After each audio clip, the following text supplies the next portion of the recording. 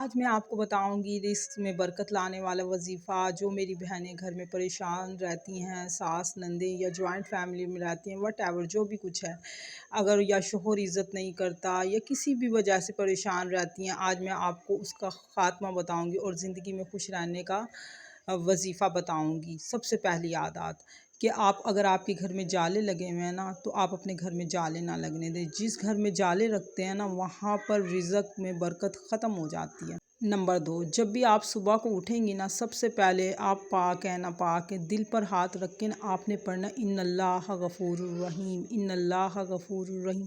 یہ کلام نا آپ نے 7 مرتبہ پڑھنا ہے۔ اگر آپ کو کوئی بھی تنگ کرتا ہوگا یا دشمن تنگ کرتا ہوگا یا ہسبینڈ تنگ کرتا ہوگا یا کسی بھی بات سے آپ ضد چوتی ہوں گی نا تو وہ بات ہونا ختم ہو جائے گی۔ کوئی بھی آپ پر غالب نہیں آئے گا، آپ اس پر غالب آ جائیں گے اور آپ کی زندگی آپ کی مرضی کے مطابق ہو جائے گی۔ آپ کے گھر میں رزق میں برکت ہی برکت آئے گی۔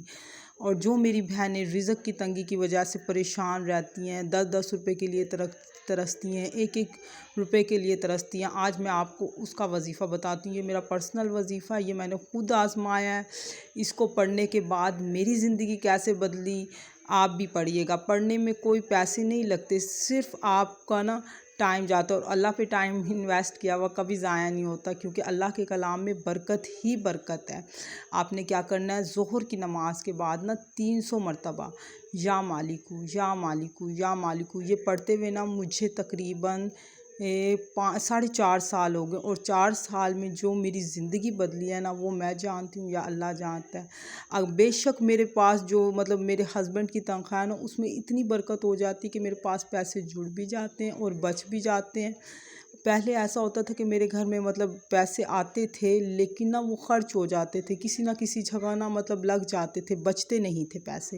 اب میرے پاس پیسے بچ بھی جاتے ہیں اور لگ بھی جاتے ہیں۔ اس کے پڑھنے کے بعد بہت ایک قسم کا جسے آپ کہتے ہیں جادو نہیں ہو گیا، پیسوں میں بہت برکت پڑ گئی۔ بے شک اگر آپ کی تنخواہ تھوڑی بھی ہوگی نا اللہ اس میں برکت ڈال دے گا۔ اگر آپ کے پاس پیسے بھی نہیں ہوں گے نا، جیب خالی بھی ہوگی، تو اللہ وہ اسباب بنائے گا کہ جس سے آپ کی جیب خالی نہیں ہوگی اور آپ کی زندگی میں وہ سکون عطا کرے گا نا جو آپ سوچتی تھی۔ نمبر 3، روزانہ کپڑے چینج کریں۔ آپ میلی کبھی مت رہیں۔ جو عورت میلی رہتی ہے نا وہ میلی کچیلی رہتی ہے، اپنے آپ پر توجہ نہیں دیتی، اس گھر میں بھی غربت بہت تیزی سے آتی ہے۔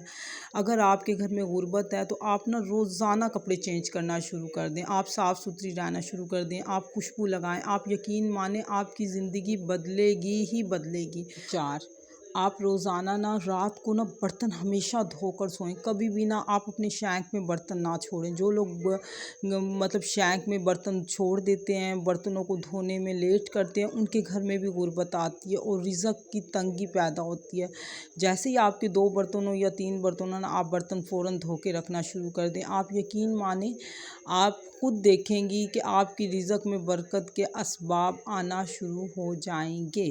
اور نمبر 5، جو میری بہنیں شوہر کا کام نہیں چلتا، رزق میں تنگی رہتی ہے، گھر میں ہر ٹائم لڑائی جھگڑے رہتے ہیں اور پریشان رہتی ہیں، ہر نماز کے بعد نا آپ نے کیا کرنا ہے، 21 مرتبہ نا سورۃ الکوثر پڑھنی، انا اعطیناک الکوثر فصلی لربک وانحر ان شانئک هو الابتر۔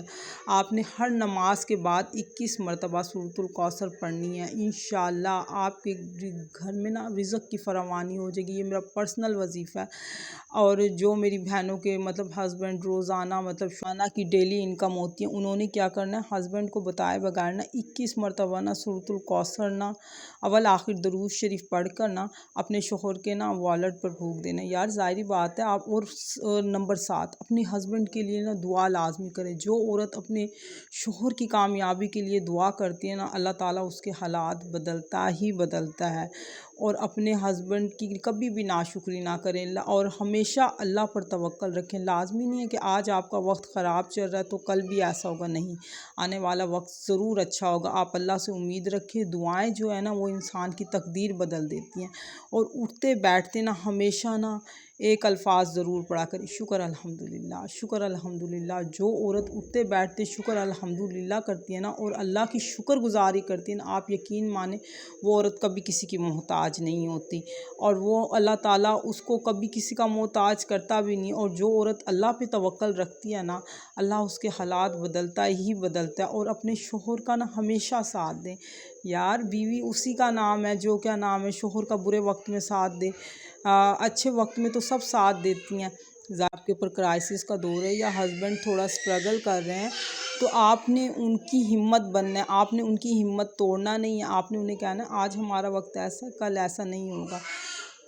ये ना वली की दुआ के बाद ना, माँ की दुआ के बाद ना, जो बीवी अपने शोहर के लिए दुआ करती है ना, अल्लाह ताला वो दुआ कभी रद्द नहीं करता। अगर आपका शोहर कामयाब होगा तो वो पैसे किसकी जेब में आएंगे, आपकी जेब में आएंगे ना, और वो पुरसकून होगा, आपके घर का माहौल भी अच्छा होगा। और सबसे बड़ी बात कि शुक्रगुजारी नहीं छोड़नी, अल्लाह ताला का शुक्र अदा करती रहेंगी। घर में वो असबाब ज़रूर पैदा होंगे जिससे घर में बरकत। और नंबर 7, सुबह उठते ही ना आपने सूरतुल रहमान की तिलावत घर में ज़रूर चलानी है। आप ये चलाएंगी, आपके घर के हालात ज़रूर बदलेंगे।